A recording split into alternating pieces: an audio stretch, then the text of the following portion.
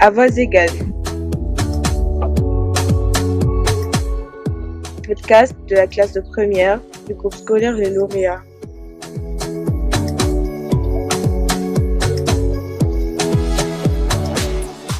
Bonjour chers auditeurs, bienvenue à tous sur notre podcast intitulé À voix égale. Aujourd'hui, on se lance dans une exploration passionnante, un sujet qui nous touche tous de près, l'égalité hommes et femmes. Ce podcast est une invitation à la réflexion, à la discussion ouverte et sans tabou. On va déconstruire les stéréotypes ancrés dans notre société, analyser les défis auxquels les femmes sont confrontées aujourd'hui, mais aussi célébrer les victoires et les progrès réalisés. On parlera de l'accès à l'éducation, à la santé, à la justice, à l'emploi et à tous ces domaines où l'égalité reste un combat quotidien. On se penchera sur les obstacles qui persistent, les discriminations subtiles ou flagrantes et on cherchera à comprendre comment construire un monde plus juste et équitable pour tous, où chaque individu peut s'épanouir pleinement sans être limité par son genre. Alors, attachez vos ceintures, ça promet d'être un voyage stimulant et éclairant.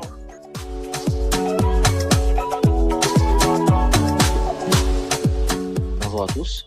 Dans cet épisode, nous mettrons en lumière des femmes et des hommes exceptionnels issus de cultures et d'époques diverses qui ont défié les normes sociales, brisé les barrières et plaidé inlassablement pour l'égalité des sexes.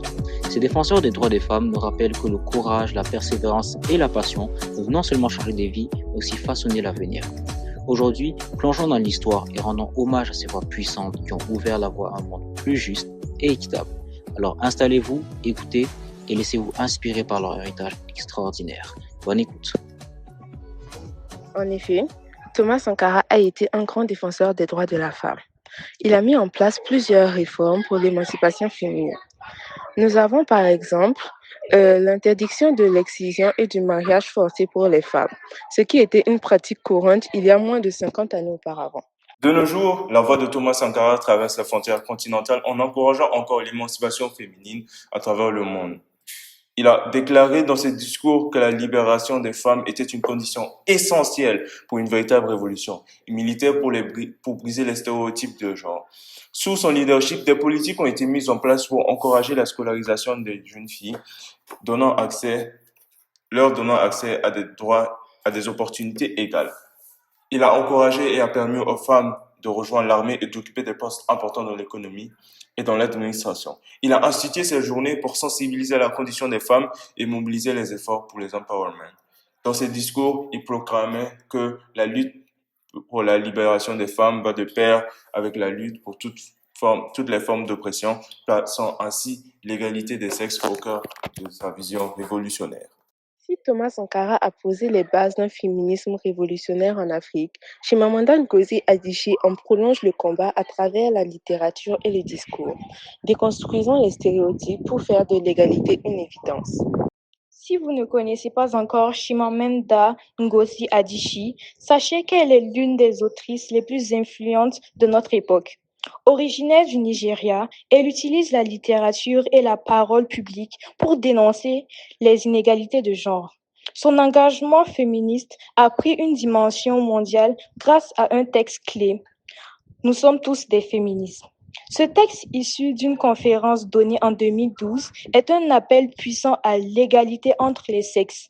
Il a marqué un tournant en étant distribué dans des lycées suédois pour sensibiliser les jeunes à la question du genre. Et ce n'est pas tout. Dans un autre ouvrage, Un manifeste pour une éducation féministe, Adichie va encore plus loin.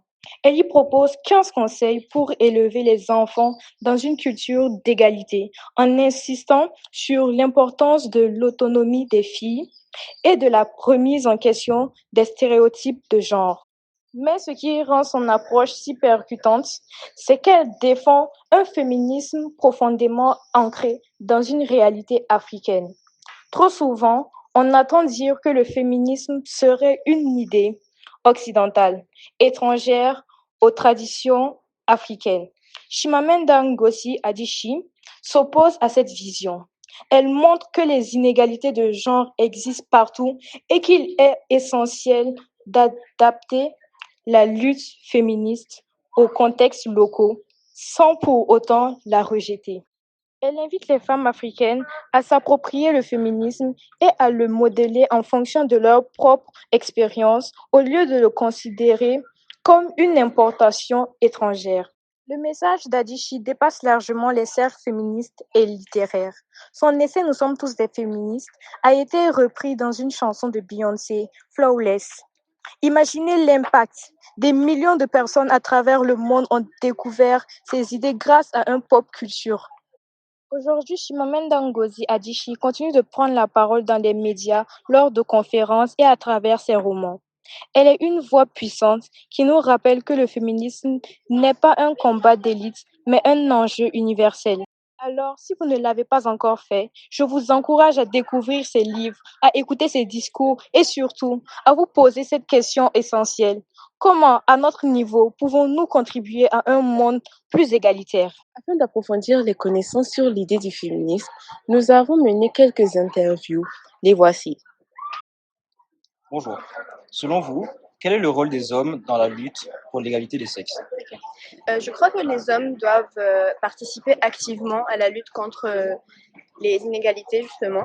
Et donc, pour ce faire, ils doivent comprendre déjà la situation, donc comprendre qu'ils sont en droit de donner ce que les femmes réclament. Donc, c'est à eux de montrer que c'est possible de faire un changement. Donc, si eux-mêmes, ils n'acceptent pas qu'ils ont un pouvoir surdimensionné par rapport à la situation, on ne peut pas changer.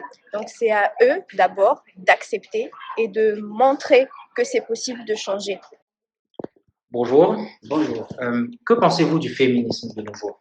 Alors, le féminisme, en définition brute même du terme, je pense que le féminisme, en tout cas chez nous à Ouaga, est très mal compris.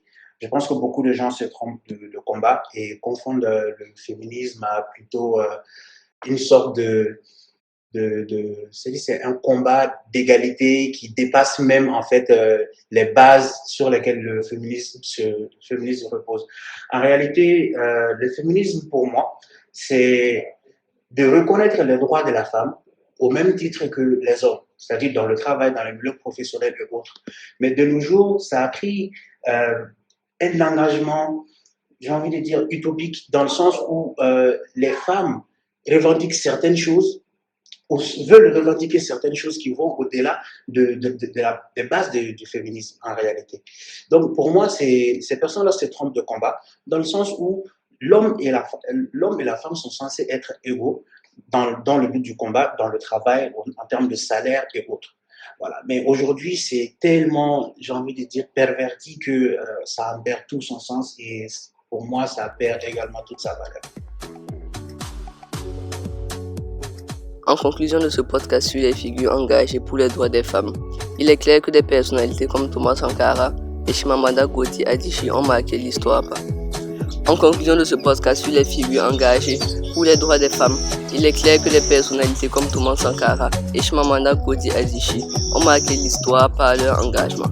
Sankara, en tant que leader politique, a intégré l'émancipation des femmes dans son projet de société, tandis qu'Adichie, à travers ses écrits et ses discours, déconstruit les stéréotypes et promu un féminisme universel.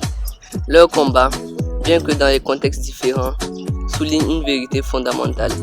L'égalité des sexes est un enjeu à la fois politique et culturel. Leur héritage nous rappelle que chacun, à son échelle, peut contribuer à un monde plus juste où les droits des femmes ne sont pas seulement défendus, mais pleinement respectés et intégrés dans la société.